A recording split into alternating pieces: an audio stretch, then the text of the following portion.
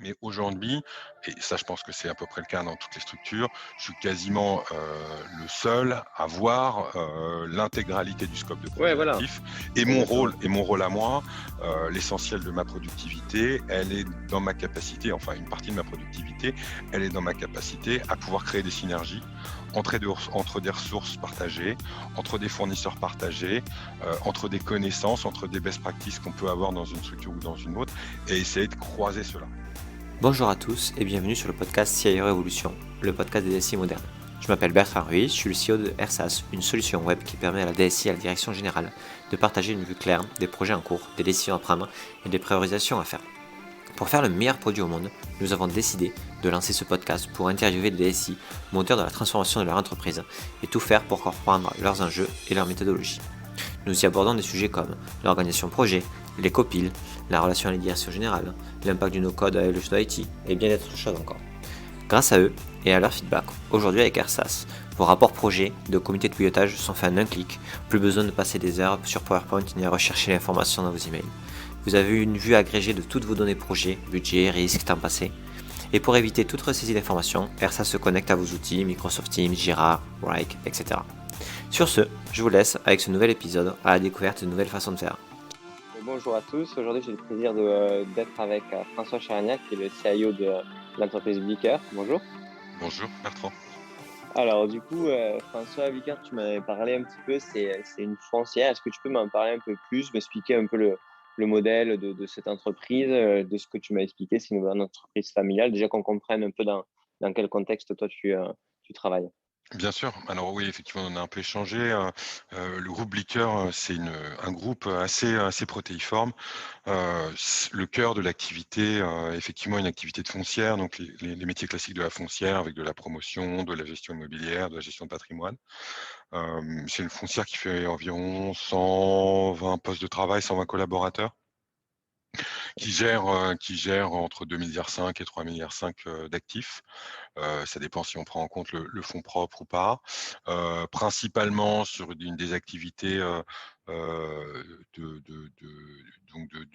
bureaux, d'immobilier, tertiaire avec, aussi du résidentiel, un repositionnement, notamment avec les événements récents plus sur du résidentiel et au-delà de cette activité, de foncière, le groupe Blicker est un family office qui investit et qui intervient dans un certain nombre de secteurs avec une grande, hétérogénéité d'activités. On a dans le groupe, une marque, de vêtements, de femmes, assez luxueuse. On a, des activités d'hôtellerie, de restauration. On a des activités de para-hôtellerie. On a, une petite, maison d'édition. On a, un théâtre et alors vrai que c'est un groupe qui est pas, consolidé comme un groupe traditionnel. Chaque activité, associé à une part de fun business. On a un golf, on a vraiment une très grande variété d'activités. On intervient dans un grand nombre de secteurs, ce qui amène une vraie richesse d'activité et pour moi, en tant que CIO, je suis confronté à des problématiques extrêmement variées et c'est très enrichissant. OK, et donc du coup, si on revient sur la partie, foncière qui est le cœur, c'est autant de la promotion que de la gestion? Oui, on fait de la donc du on investit, pour des tiers, pour des fonds d'investissement, dans des activités, dans des programmes immobiliers.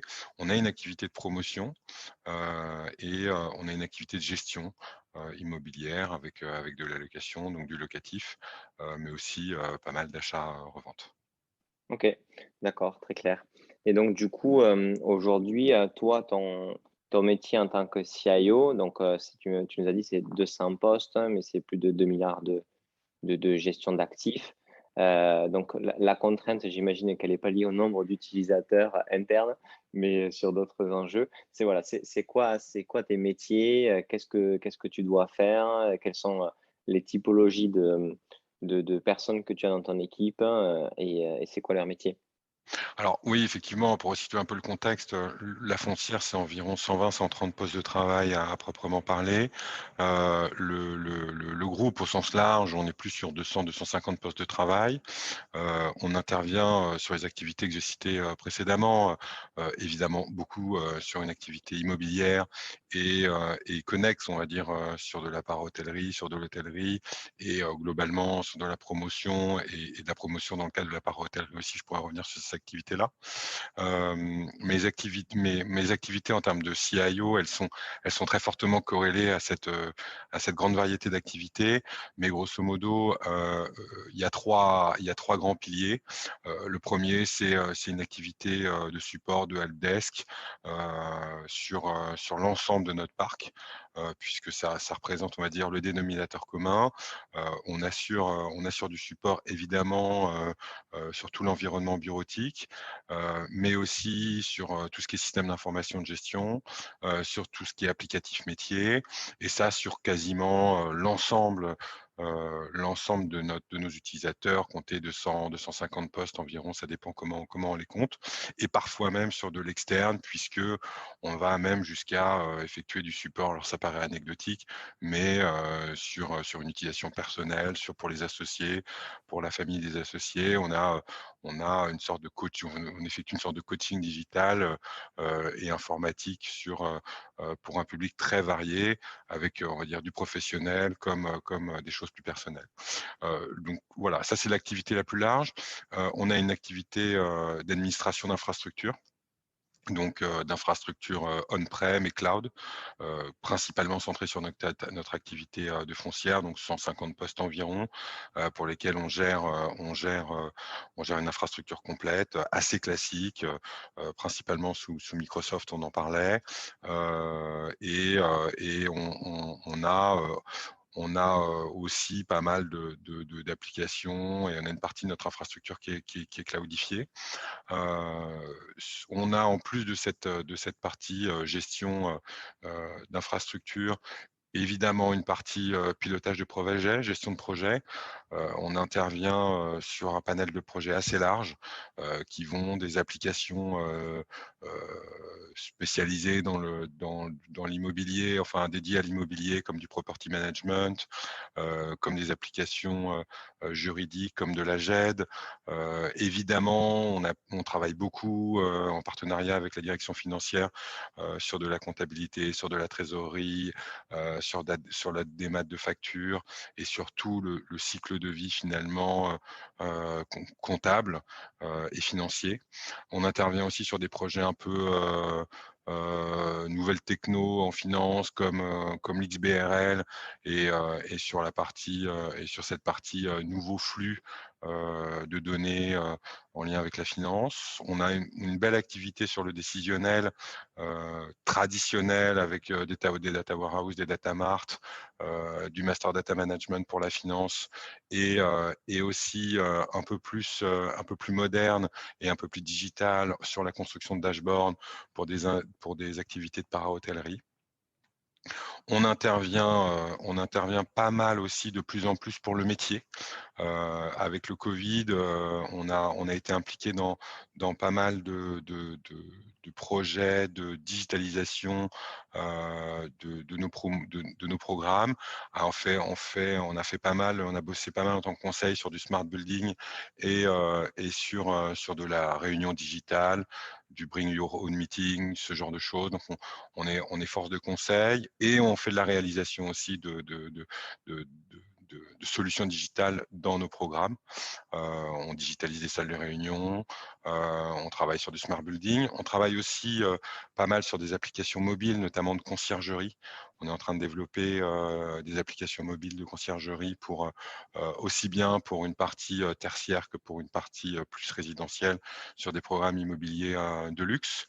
On intervient un petit peu aussi Vous êtes combien sur pour faire tout ça? Parce du que là, profil VIP. Et ben, c'est ça qui est assez fou, c'est que on est, alors selon la manière dont on compte, mais on est entre 4 et 5 personnes seulement pour travailler sur l'ensemble de ces projets, et la liste est pas terminée. J'ai Du coup, encore tous tes projets quelques sont sujets. faits avec des solutions SaaS, et en plus de ça, des externes pour la chefferie de projet. comment tu passes qu'à 4, ce que vous êtes, c'est des chefs de projet, on va dire, plutôt à MOA, globalement macro de tous les projets. Vous faites l'exécution en externe. Comment? Oui, alors on a une grosse partie qui est externalisée, on sous-traite beaucoup, on se concentre principalement sur le pilotage des projets, on fait pas mal d'AMOA, et de MOA. Il nous arrive de faire de la MOE, on intervient, on fait un peu de réalisation de MOE, on a des équipes qui interviennent pour digitaliser, des salles de réunion et qui vont acheter des équipements, les installer sur place. On fait un peu de développement en interne, notamment sur la partie, business intelligence, mais Donc sur effectivement, on les a une 4, tu as une personne qui est sur le Power BI, quoi? exactement. Alors OK. on fait du Power BI, on fait du SQL Server, on fait du Django. On travaille avec, un infogérant qui a un rôle de conseil et d'expertise sur notre infrastructure. J'ai un chargé d'infrastructure et de support, qui est vraiment extrêmement polyvalent et qui intervient de manière très, diversifiée sur toute la partie, tech et sur toute la partie hardware. Et puis après, j'ai des chefs de projet, heu, par entité, par, activité, qui interviennent, soit sur du projet, web, soit plus sur du projet BI, selon, et on est, autant que faire se peut, et ça c'est quelque chose qui me tient à cœur, j'essaie de les faire intervenir de manière assez transversale. C'est-à-dire que je vais essayer d'utiliser et de maximiser les compétences et de croiser des compétences entre mes différentes activités, entre mes différents projets, entre mes différentes finalités. On a fait intervenir un chef de projet pour développer une application, de yield management, sur une entité de para-hôtellerie, une sorte de Airbnb de luxe. Et il avait des bonnes compétences, en termes de développement. Il était plutôt bon. On a rapidement identifié qu'on pouvait le faire intervenir sur de la BI, et il est intervenu pour développer une interface, entre une application de trésorerie et une application de dématérialisation de factures, fournisseurs. Donc l'idée, quand on est comme ça, c'est effectivement d'être extrêmement agile. On recourt, beaucoup à des prestataires externes, et on a une grosse problématique d'identification, de prestataires externes, de prestataires fiables, puisqu'on doit avoir vraiment une grande confiance en eux, et on essaie autant que possible, de faire travailler l'ensemble des intervenants, l'ensemble de mes équipes de manière extrêmement transversale. OK. Donc du coup, si je résume, c'est vous avez plein de projets, vous êtes dans une chefferie de projet de manière, poussée, OK. Vous devez avoir une sélection des fournisseurs qui sont en fait des partenaires dans le sens où, vous devez vraiment avoir une relation de confiance et de long terme Ouais. avec eux et dans les 4 personnes qui travaillent avec toi, tu as quand même des spécialisations, une personne en support, une personne en BI, et Ouais, ensuite, et j'ai un chef de projet, BI, système ouais, d'information de gestion de manière générale, qui travaille, de manière qui va travailler de manière assez étendue et qui va aller qui gère aussi notre intranet, on a livré un nouvel intranet, sous des technos, SharePoint, Powell, l'an passé, et c'est lui qui a pris en charge, l'ensemble du pilotage du projet, de l'intranet. Il gère, toute la partie, comme je l'ai dit, BI, Data Warehouse et Master Data Management, où on a des gros enjeux. On est une petite structure, mais j'aime à dire qu'on a des outils assez structurés et qu'on a des applications, une architecture applicative qui est plutôt, surcapée par rapport à notre taille, parce que on a la chance d'avoir, des sponsors qui nous font confiance. On a la chance d'avoir, des associés qui ont compris l'importance, très stratégique, des systèmes d'information, parce qu'on a une direction financière qui est friand, de systèmes d'information, et parce qu'on a une réelle confiance des associés, qu'on a des gros moyens et qu'on est capable d'investir assez massivement, et de mener des actions éclairs, des projets éclairs, et développer des choses assez rapidement. OK, d'accord. Donc, ils sont tous en chefferie de projet, mais ils ont des spécialités par rapport aux typologies de projet et de partenaires, j'imagine. Bien sûr. Et donc du coup, aujourd'hui avec cette équipe-là, 2 autres questions. Premièrement, ils sont plutôt seniors ou juniors? Et première question et seconde question, c'est le nombre de projets versus la taille des projets à l'année? Vous en faites 3 gros et 20 petits, vous en faites enfin, comment tu le mesures ça? Alors, pour répondre, je reprends tes questions dans l'ordre. On est principalement une équipe de juniors. OK. Aujourd'hui, moi, j'ai 20 je suis le plus senior de l'équipe. J'ai une vingtaine d'années d'expérience, principalement je viens du monde du décisionnel. Je suis un financier, défroqué, c'est-à-dire que j'ai rapidement effectué mon coming out, IT. J'ai abandonné le monde de la finance et ça fait 20 ans que j'exerce en système d'information, en gestion de projet et puis maintenant en tant que CIO. La plupart de mes collaborateurs, mon responsable infra, support, est lui aussi un senior. Il a, quelques années d'expérience de moins que moi, mais il a un profil assez comparable, même s'il a un parcours un peu différent et il est beaucoup plus orienté infra, et tech que je ne le suis. On a une vraie relation de confiance, sur cette partie-là. On a un externe, un infogérant qui est quasiment un interne chez nous puisqu'il intervient depuis très longtemps. Il intervient 2 jours par semaine et il fait presque partie de nos effectifs. Et là aussi, qui est un expert, il a un profil assez similaire. Il intervient de manière ponctuelle, sur des expertises, sur de l'infra et plus généralement sur l'administration de nos serveurs. Et puis gravite autour de ça, des développeurs et des chefs de projet, sachant que chez nous, tout le monde est chef de projet. Tout le monde a au moins 1 ou 2 projets, dans son poste, dans sa fiche de poste, qui sont plutôt juniors. Et là, on est sur des profils, juniors qui ont qui ont environ 5 à 7 ans, d'expérience. C'est une volonté de notre part, parce que, je trouve que cette jeunesse est aussi, pour nous, je dirais garant d'une certaine, comment dire? C'est des gens qui sont quand même, très technophiles, qui se tiennent à l'affût des nouveautés et qui nous apportent un vent frais et qui nous permettent un peu de sortir de notre zone de confort et de notre ronron au quotidien. OK. Donc ça sur ouais, vos juniors 5 à 7 ans, c'est pas des juniors juniors quoi, Non, non, non. c'est Allez, quand je voilà, dis c'est 5 à 7 ans, je suis plutôt sur 3-7, pour être OK. pour être honnête. Et puis je voulais répondre à ta dernière question. Aujourd'hui, on a, la DSI, le service SI, du groupe, c'est environ, on va dire entre 2 et 5 projets, majeurs. On a généralement, quand je dis entre 2 et 5, c'est environ 3. On a, des projets, plutôt support, on va dire comme le gros projet de l'année, ça a été, c'est la sécurisation, de nos systèmes d'information. C'est un projet qui est très tendance. On est en train de mener un audit informatique, sur l'ensemble du groupe, et d'améliorer tous nos process de sauvegarde, tout notre sécurité IT. C'est un gros travail qui implique, donc notre infogérant qui est presque internalisé, même si ça paraît paradoxal de dire ça, qui implique, mon responsable infra, et qui implique les chefs de projet sur les applications qui les concernent. C'est vraiment le projet, majeur. Les années précédentes, on a travaillé sur des projets de digitalisation, et on avait livré une workplace digitale, Office 365, un nouvel intranet, une jet digitale. Donc on a travaillé sur toute la partie modernisation, digitalisation, de notre socle bureautique et de nos applications métiers.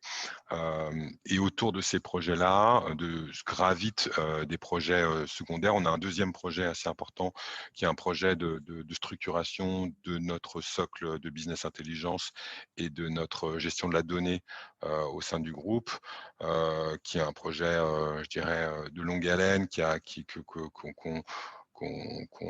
depuis maintenant, depuis mon arrivée dans le groupe, c'est-à-dire depuis 4 ans environ. Donc on met en place des data warehouse, des data mart, on est en train de développer un petit MDM, et on travaille beaucoup aussi sur les interfaces entre les applications. On n'a pas de RP, donc on a des applications qui sont assez hétérogènes et qui sont assez qui étaient relativement peu interfacées, du moins en natif. Donc, on a un gros travail d'interface à développer pour automatiser autant que possible les flux de données entre les applications. Et ça, c'est un projet au long cours qui, je pense, n'est pas prêt de s'arrêter. Et par rapport à en plus de ces deux projets-là, on a je dirais une myriade de projets annexes, d'applications métiers, de mise en place de nouvelles solutions. On travaille aussi, par exemple, c'est assez original et c'est assez sympa, sur des programmes immobiliers de luxe sur lesquels on intervient pour développer des solutions domotiques, pour mettre en place des petites infrastructures IT, le Wi-Fi, etc. On travaille, on va notamment travailler à Saint-Tropez, en Estonie, sur ce genre de projet pour équiper des villas de luxe. Voilà, on a vraiment énormément de petits projets qui gravitent autour de tout ça et qui sont extrêmement diversifiés. On va aider sur des déménagements, notamment sur la marque de vêtements. On aide aussi, on a un restaurant dans le groupe, un restaurant étoilé, enfin du moins gastronomique, dans lequel on va aider sur la partie lors de ses travaux de rénovation, mais aussi sur la partie gestion de factures. Donc, on a plein de petits projets annexes qui ont une durée de vie de 3 à 6 mois selon, et qui nous occupent beaucoup.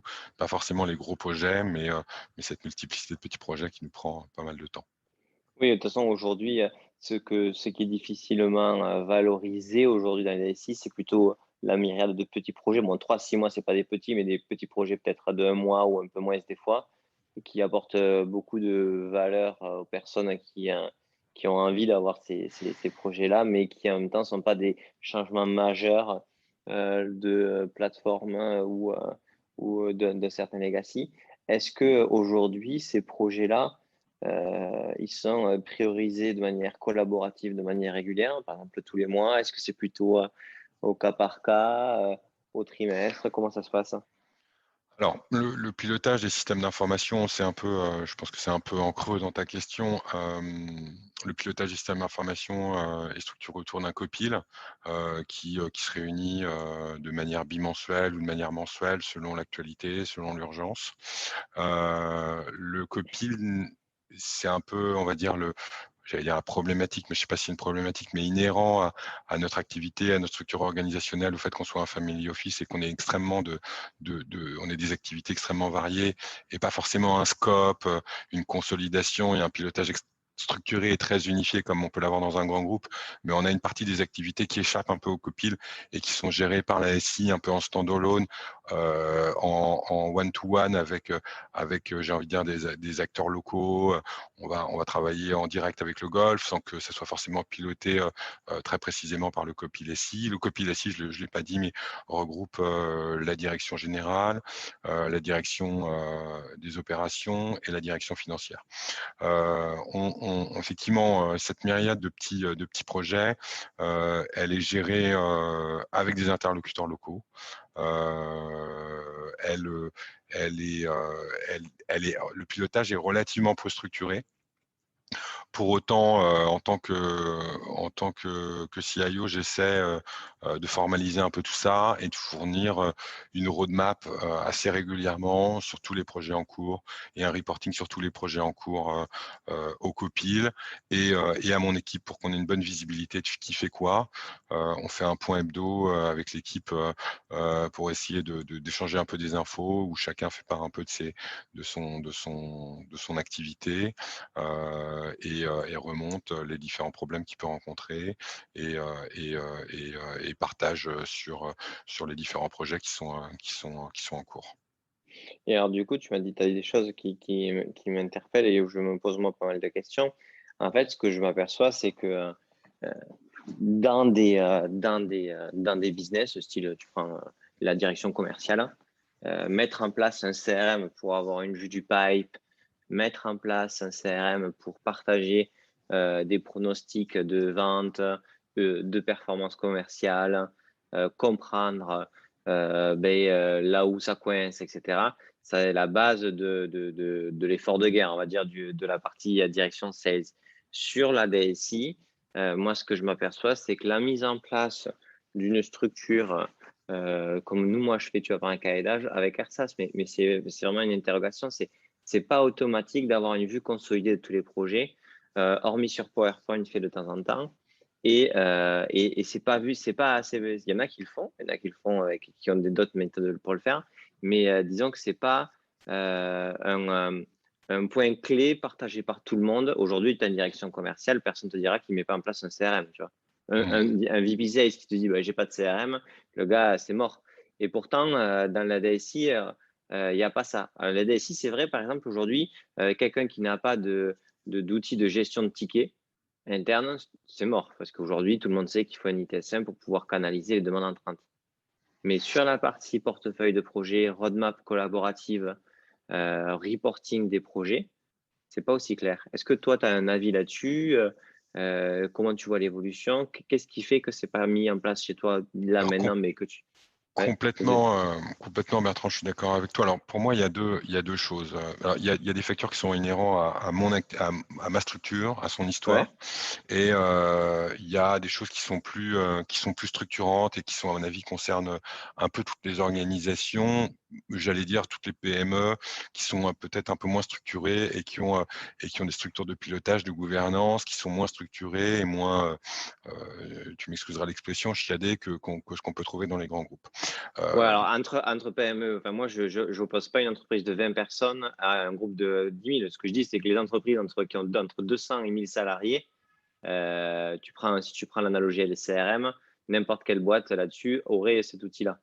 Alors, Donc, il y a sur oui, l'intermédiaire, alors c'est encore là. en fait, nous, on est un conglomérat de plein d'activités et effectivement, chacun a un éclairage, une vision différente. C'est-à-dire que ma direction générale va avoir une vue et va avoir un focus sur certains projets et va complètement se désintéresser d'autres. Certains de mes interlocuteurs qui ne gèrent qu'une petite activité, qu'une petite structure, vont complètement avoir une vue tronquée et vont être extrêmement concernés par leurs petits projets qui m'occupent que partiellement, mais ces projets-là n'intéressera absolument pas mon management.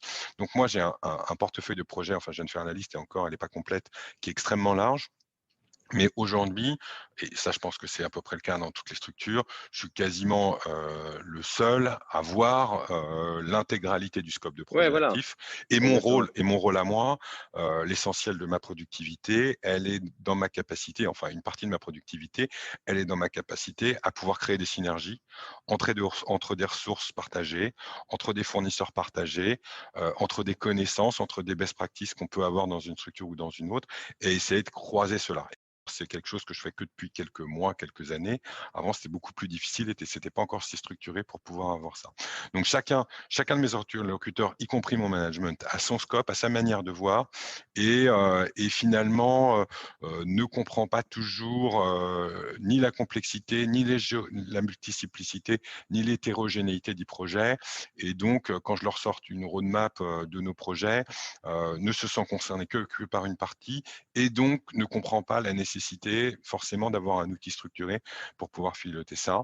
Donc ça, voilà, il y a ces deux choses-là. Il y a d'une part le fait que chacun a un éclairage un peu des soucis, des préoccupations différentes, un scope un peu différent, et aussi le fait qu'on est un groupe avec une grande variété d'activités, un groupe qui est non consolidé, avec des structures de gouvernance qui ne sont pas forcément aussi formalisées que dans un grand groupe, et donc une nécessité de formalisation, de reporting qui est peut-être un peu moindre.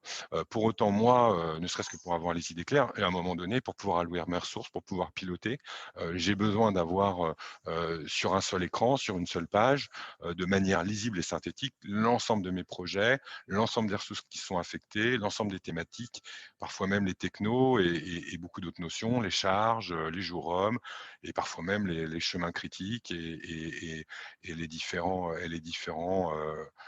horizons temporels auxquels on va devoir les livrer et les réaliser. Et est-ce que tu penses que… ouais, j'ai compris le fait que les personnes, les équipes, elles auraient envie d'avoir une vision partielle de ce portfolio et il faudrait leur donner pour qu'elles puissent enlever une certaine forme de frustration de ne pas savoir où on en est, de comprendre les problèmes, décisions à prendre, etc. Ça, c'est un premier point, d'accord. Mais est-ce qu'au niveau de la direction générale, tu as déjà vu ou tu penses que ça va le devenir ou jamais une certaine frustration de la part du numéro 1, du numéro 2, de ne pas avoir la vue comme toi globale? Parce que Alors, c'est c'est en quand train même de frustrant, le quoi. Alors, c'est en train de le devenir. C'est une question intéressante que tu me poses. Plus on développe les synergies, plus on mutualise les ressources, plus mon management, ma direction générale, y compris la présidence, se rendent compte qu'effectivement, on peut plus traiter chaque projet de manière séparée, de manière unitaire, et qu'il faut avoir une vision globale, voire transverse de l'ensemble de nos activités.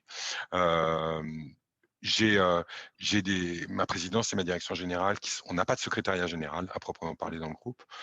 Il est réparti entre plusieurs fonctions. J'ai une présidence et une direction générale qui sont très orientées et très préoccupées par les opérations métiers et peu encore par les opérations et par les fonctions support dont fait partie l'informatique, même si je m'attache à essayer de devenir un centre de profit plus qu'un centre de coût et à m'impliquer autant que possible dans des opérations et à générer de la valeur plus qu'à être vu comme un centre de coût.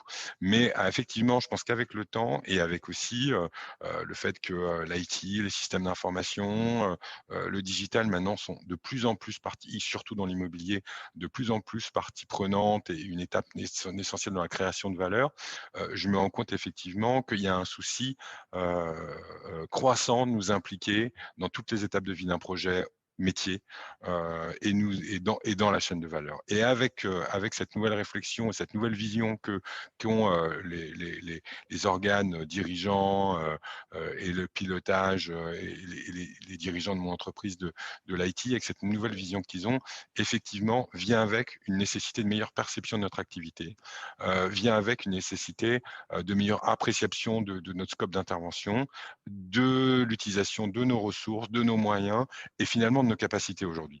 Même si aujourd'hui, c'est à peu près clair, on fonctionne un peu en sur-régime et tout le monde s'en rend bien compte. L'idée, une fois qu'on a dit ça, c'est en ayant effectivement ce portfolio, d'essayer d'optimiser et de réussir à donner des petites bouffées d'air en maximisant l'utilisation de nos ressources et en créant autant que possible des synergies. Et D'autant ça, plus c'est quand et on ça, est une petite structure et qu'on fait beaucoup appel à de la sous-traitance finalement. ouais, bien sûr. Alors, tu m'as dit plusieurs choses. Alors, déjà, ce qu'il y a, c'est que ce que tu me disais, c'était que tu vois que le changement est en train d'arriver et que ça va être une suite logique, dans le sens où ils se rendent compte qu'il y a de l'IT partout, ça devient une évidence, et que donc, du coup, vous êtes impliqué dans beaucoup plus de choses, et que donc, du coup, c'est pas des choses isolées, que donc, du coup, il y a vraiment cet enjeu-là et qu'il va falloir avoir une vue partagée, OK? Mhm. Heu et aussi ce que tu dis, c'est que, en fait, on sera toujours, en sur-régime dans le sens où, on aura toujours plus de projets ou que de capacités, quel que soit du coup, même C'est si clair, ouais. tu recrutes 2 autres personnes, j'imagine qu'avec les ambitions et cetera, ça sera toujours un peu comme ça. Donc du coup, l'enjeu, ça sera de mieux prioriser ensemble, d'être plus, avoir une vision moins, on va dire, abrupte mais plus fine de comment on fait les choses et comment on les affine et donc du coup, d'une co-construction, OK.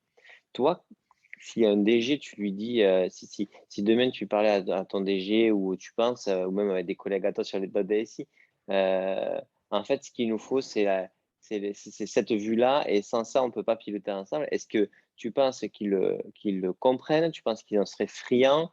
Est-ce que tu penses qu'au début, tant que, le truc tourne pas, ils l'utiliseront pas? Enfin, comment tu juges en fait la maturité de ce besoin-là au niveau des PDG? Parce que toi, Bah, si ton DG, il en a pas vraiment envie à 100, tu vas travailler pour lui sans que ça soit valorisé, sans qu'il l'utilise, donc du coup, sans qu'il y ait cette co-construction. c'est ça, c'est-à-dire qu'en plus de devoir mettre en place l'outil, je suis dans une nécessité de créer, du besoin et de l'envie un peu, Ben ouais, c'est-à-dire qu'il faut que je crée le tableau de bord, je crée l'outil, enfin que je crée le tableau de bord, l'outil qui va permettre de le visualiser, Ouais. de faire tourner un peu le cube et les différentes dimensions pour comprendre un peu ce problème qui est un problème avec plusieurs dimensions, plusieurs axes, plusieurs indicateurs. Donc ça, effectivement, il y a une problématique de modélisation de notre portefeuille de projet, de notre portfolio, des technos, des intervenants, des ressources, des acteurs, des chemins critiques, des plannings, etc., qui est particulièrement complexe.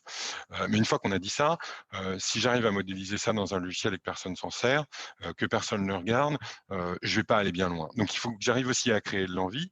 Et il faut que j'arrive à rendre les choses un peu sexy. Si c'est quelque chose de rébarbatif, qui est un peu rasoir, que personne n'a envie de regarder, aussi bien dans la forme que dans le fond, je vais pas réussir à créer de l'envie.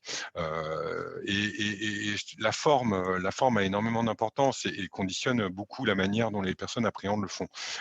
Donc il y a 2 enjeux. Il faut que j'arrive à produire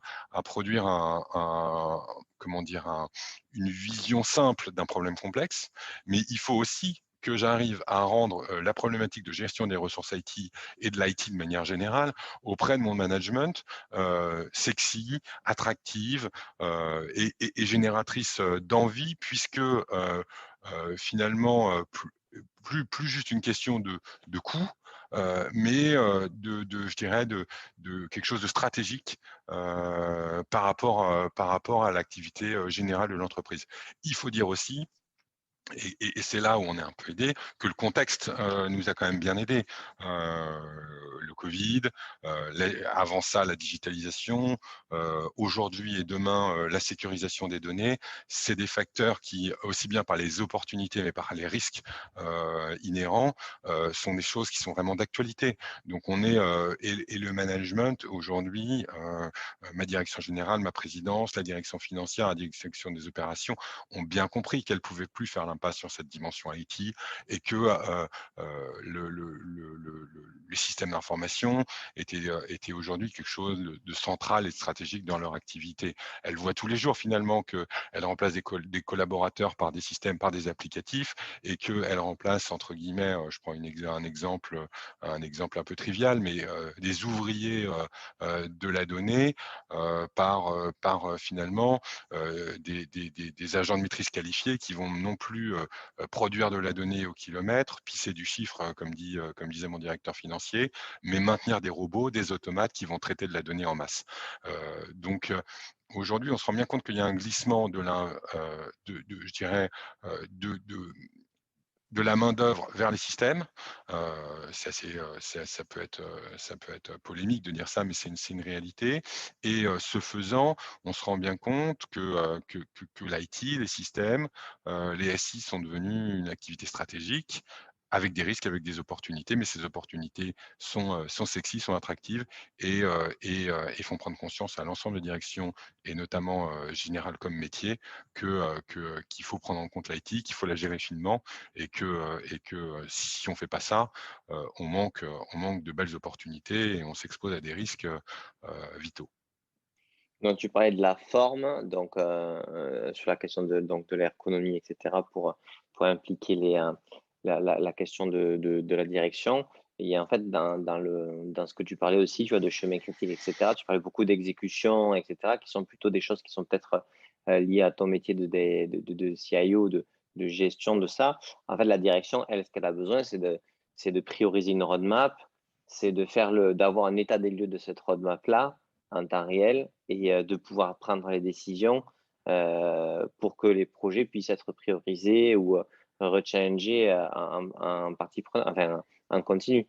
La direction générale, moi, de ce que j'en comprends, elle, enfin, tu vois, le chemin critique, etc., c'est pas ça qu'elle va regarder tous les jours. Par contre, regarder tous Mais les jours complètement.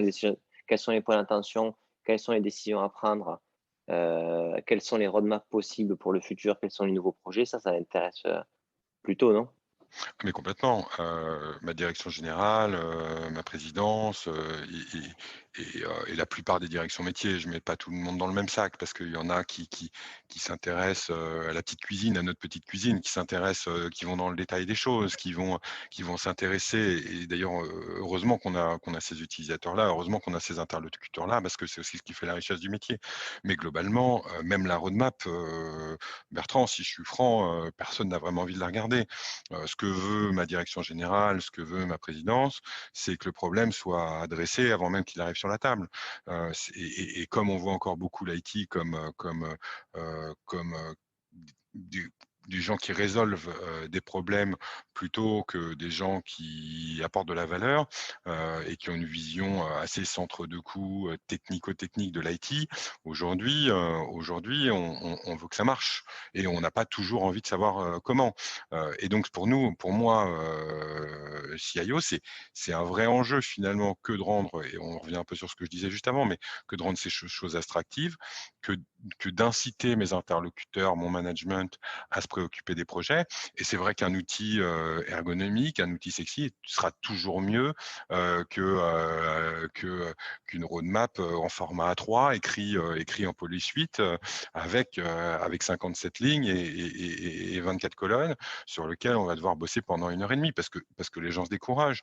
Donc l'ergonomie est essentielle et aujourd'hui il y a un vecteur essentiel dans l'implication des équipes dirigeantes, des directions métiers, dans le management de dans l'appréciation de nos différents projets et dans le management de la ressource IT au sens large. Ok. Donc, en fait, ce que je comprends, c'est qu'on n'a pas trouvé la façon sexy euh, pour aider la direction générale à comprendre et à vouloir s'investir dans la roadmap de ces projets IT, alors qu'il faudrait. Oui, même, je pense que si on leur en parle et qu'on leur explique, ils sont d'accord sur le fait que c'est important et que c'est clé. Par contre, les interfaces, et je ne parle même pas d'interface en termes de dev, mais la façon de travailler ensemble sur ces sujets-là, et pas pour l'instant, on n'a pas encore réussi à trouver ce dialogue-là en continu, quoi. C'est ça? Alors, je pense que c'est un peu, il faut pas non plus présenter la direction générale et les directions métiers comme désintéressées complètement de la problématique IT. Je force un peu le trait, mais en tout cas, effectivement, il y a un vrai enjeu. Il y a un vrai enjeu dans le média qui va porter la roadmap, dans le média qui va porter un peu le schéma directeur, dans le média qui va porter la stratégie et qui va permettre d'animer un copil des systèmes d'information. Aujourd'hui, on a un peu débattu avec le reste du copil sur qu'est-ce que devait être un copil aujourd'hui, qu'est-ce que devait être un copil IT.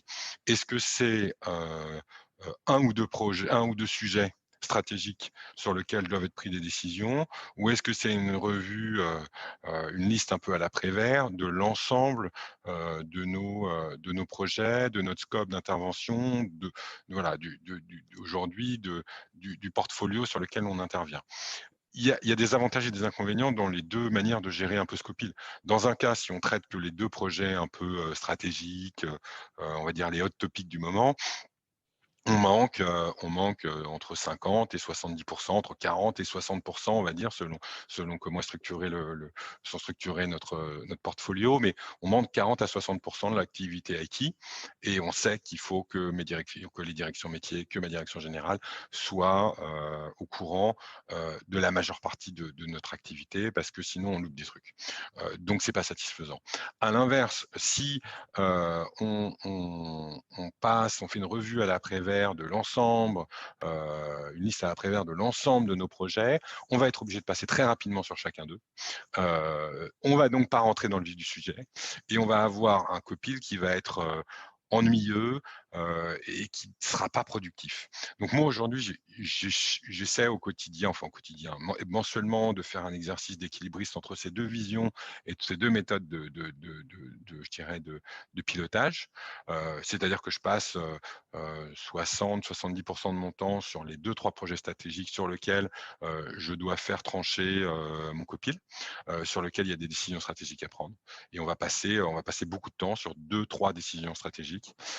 Et en fin de copil, je fais une petite rubrique en bref où je vais lister en accordant à peine quelques secondes, on va dire, à chaque projet, l'ensemble, des projets, mais aussi, il n'y a pas que du projet, il y a aussi du support, il y a aussi des petits faits de gestion, il y a des petites anecdotes, c'est vraiment extrêmement varié, de notre activité IT. Il y a des ragots, il y a des petites choses qui ne sont pas forcément de l'ordre du projet, mais qui sont juste de l'ordre de l'information et sur lesquelles je vais passer quelques secondes pour que les membres du COPIL, en sortant c'est un COPIL chez nous, ça dure environ 1 heure et demie, 2 heures. Au bout des 2 heures de COPIL, soient au courant de 85% des projets, des faits marquants et de l'actualité SI du mois qui vient de s'écouler. Et Dieu sait qu'on a des choses à raconter. Après, il y a sûrement d'autres moyens. Aujourd'hui, et c'est ça que je regrette, on n'a pas de médias, on n'a pas d'application, on n'a pas de support. Je ne ressors pas la roadmap à chaque copil parce que c'est le meilleur moyen d'endormir tout le monde. Donc je le fais à l'oral, et j'essaie de le faire avec, un peu de verve et un langage assez direct parce que, j'ai tellement de choses à dire que et puis c'est un peu ma personnalité, pour être bien compris, je dois parfois un peu, forcer le trait, et grossir un peu les réalités pour que mes interlocuteurs le comprennent rapidement et puis pour les tenir éveillés, c'est toujours un peu plus marrant quand il y a un peu de gouaille et que les choses se font, de manière dynamique et vivante. OK. Non, mais c'est super intéressant. Il y a un challenge quand même dans la position du CIO de savoir, comment communiquer, comment investir, comment rendre rendre simple et être pédagogique, comment intéresser, parce que ça se fait pas simplement et c'est pas de li quand je dis intéresser, tu m'as repris, tu fais bien, c'est pas dire que les gens sont inintéressés, c'est juste qu'ils ont plein de contraintes, qu'on a on a aussi plein de choses à faire à chacun de nos côtés et que donc du coup, c'est Exactement. aussi un investissement complexe et donc du coup, il y a tout un travail de comment communiquer à une direction générale, comment expliquer au métier, comment aussi être pédagogue pour éviter d'avoir des frustrations parce que si les gens comprennent pas, ça aide pas, et cetera et cetera. Et toi, qu'est-ce que tu penses au niveau de, Heu, la question, tu sais, toujours un peu, il y a un peu des ayatollahs sur le côté safe, le type d'organisation agile ou autre. Moi, ce que j'ai l'impression, c'est que quand on a des sociétés, avec des DSI, qui sont pas full développeurs web, parce que le cœur de métier, c'est pas développer des outils web en propre, on manque d'un framework d'organisation efficiente en fonction des moyens, que l'on a. C'est-à-dire que oui, si tu as 150 devs, et que tu es sur un marché porteur, bah, il y a peut-être pas de souci. Tu trouveras, la façon de faire. Par contre, si tu es sur des positions intermédiaires, plus compliqué. Toi, c'est quoi qui t'inspire comme modèle organisationnel? Est-ce que tu en as? Est-ce que c'est compliqué? Bah, là, Bertrand, en fait, il y a pas mal de choses qui se télescopent. Il existe pas mal d'outils de pilotage, de projets, je vais pas Ouais, citer des noms concurrents, mais des smart machins et des il ouais, y a pas mal d'outils qui te permettent de gérer. Il y en a beaucoup qui font du Gantt, du PERT et là, tout de suite, pour un copil et pour animer un ouais, mais je copil, parlais même ça pas devient d'outils, hein, je parlais de vraiment de toi, excuse-moi, je me suis mal exprimé. Je parlais pas d'outils et c'est pas une question de concurrence et tout, parce que nous, on sait pas faire tout, largement pas. mmh. C'est plutôt, tu sais, dans la position, dans l'organisation de toi, des DSI, mais sur la façon d'animer les comités de direction, la façon de, enfin, tu vois, j'imagine, c'est ce que tu recherches pour savoir comment améliorer la façon de travailler, quoi. Ah oui, bah, non, mais c'est effectivement. Alors moi, j'ai une problématique, c'est que comme tu l'as vu, on a très peu de ressources et pour Ouais, autant une nécessité de formalisation. Un copil de 2 heures, préparer un copil de 2 heures, c'est trop taf. c'est c'est au minimum 2 heures de préparation, voire plutôt 3 ou 4. C'est-à-dire que il y a 2 heures de préparation du copil qui vont être, du temps caché, pendant la semaine, Eh ouais. dans les transports, la nuit, pendant que j'ai des insomnies, à la machine à café pendant que je discute avec mon responsable infra et qui vont être des micro-bouts de préparation de copil qui sont répartis sur, le mois et quand je dis 2 heures, je suis loin du compte. Je donne des cours, et on a l'habitude de dire, qu'un prof passe, pour 1 heure de cours, passe 1 heure à préparer son cours. Quand on fait un copil, il y a tellement de substance, c'est tellement dense que je pense qu'on est sur un rapport à 1,3 à 1,4. C'est-à-dire que c'est 2, 3, 4 heures de préparation pour 1 heure de copie. Et Ok. pas forcément 1 heure à préparer avant devant son PC. Voilà. Donc ça, et c'est des micro moments, des micro tâches de préparation. Et on va se dire, ah bah ça, faut qu'on le dise au copil. Ah bah ça. Et c'est vrai qu'il me manque un outil. Alors, je prends des outils Microsoft OneNote, bien que je suis un peu à l'ancienne. J'ai un rapport au papier qui est assez charnel et donc j'aime bien noter. J'ai pas toujours mon carnet sous le bras, donc des fois ça fait appel à ma mémoire qui est malheureusement imparfaite. Donc j'ai un vrai sujet pour avoir un outil qui me permet à chaque instant de pouvoir loguer quelque chose dans mon brouillon copil. Alors j'ai quand même pas mal de carnets que je mets un peu partout, ça c'est ma technique. Et dès que j'ai un truc, je note. Donc quand arrive le matin, le jour du copil, je récupère tous mes petits carnets, je compile tout ça, je consolide, et ça me prend du temps. C'est-à-dire que je suis obligé de rechercher dans chacun d'eux. Ah mais attends, j'ai dit ça, on a pensé à ça. Généralement, j'appelle la terre entière avant. Mais tu te souviens, on avait parlé de ça. Tu sais, il faut qu'on en parle. On a une décision à prendre. Je me souviens plus. Donc il y a ce travail de log voilà.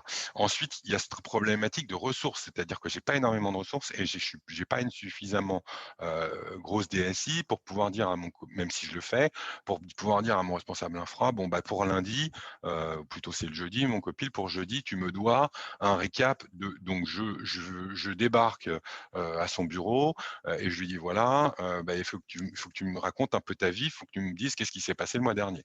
Et là, on va passer 1 heure tous les deux, il va me raconter, je vais souvent découvrir des choses. La discussion va dévier sur des sujets annexes et périphériques. On va devoir revenir un peu sur le sujet du copil. Ça me prend du temps. Si je fais la même chose avec chacun de mes chefs de projet et ça me prend énormément de temps. Quand arrive le copil, j'ai pas de médias, j'ai pas de support. Donc c'est pas simple. Moi qui j'aime pourtant bien les choses un peu carrées, un peu formalisées. Je suis pas trop méthode. Enfin, si j'aime bien la méthode agile, mais disons que je suis un peu à l'ancienne dans ma méthodo. Je peux pas leur fournir une liste, une roadmap avec 200 lignes, c'est pas possible. Donc tout se fait à l'oral. Idéalement, ce qu'il faudrait, c'est que je leur donne et que je leur mette à disposition un outil qui soit consultable tout le temps, un petit portail où ils puissent voir, en temps réel l'avancement de chacune des thématiques, de chacun de mes projets, de chacune de mes tâches, et où ils aient le temps, je dirais 1 heure avant le copil, de prendre connaissance, entre guillemets, du portfolio de nos projets, de notre activité, et qu'ils puissent voir un peu quelques métriques, quelques KPI. D'ailleurs, ils sont en demande, notamment sur le support, d'avoir une visibilité. Mais c'est comme tout tableau de bord, quoi. C'est-à-dire qu'ils veulent quelque chose d'extrêmement composite et donc d'extrêmement riche et donc d'extrêmement composite et donc d'extrêmement difficile à produire. Quand on doit agréger des projets avec des KPI de support, avec des petites histoires, il faudrait presque que je produise une petite gazette, tu vois, une sorte de, je ne sais pas si tu connais Familéo, c'est un truc Ouais, où j'aime les bien. J'aime petits-enfants bien le vont concept. Ouais. composer. Voilà, il faudrait pas que je fasse un Familéo de l'IT où chacun vienne faire son petit article avec une photo de son appli, une photo de son serveur, une photo de son utilisateur qui a fait une bourde, en disant bah tiens voilà, aujourd'hui il m'est arrivé ça, c'est intéressant, regardez. Aujourd'hui j'ai pas de solution, j'ai malheureusement peu de moyens et surtout de temps à y consacrer, mais clairement, il y a une vraie problématique autour de tout ça et je pense qu'il y a il doit y avoir de belles choses à faire et sûrement des outils pertinents par rapport à ça. Mais la problématique derrière, elle est sur le côté composite de l'information, sur le côté un peu hétéroclite aussi et sur la problématique de ressources. Bon, mais j'espère que vous avez kiffé ce podcast. Comme toujours, n'hésitez pas à le partager sur LinkedIn, à le partager à vos collègues, chefs de projet IT, DSI. Ça nous aide toujours à trouver de nouveaux et des DSI toujours plus intéressants. Et écoutez, ciao!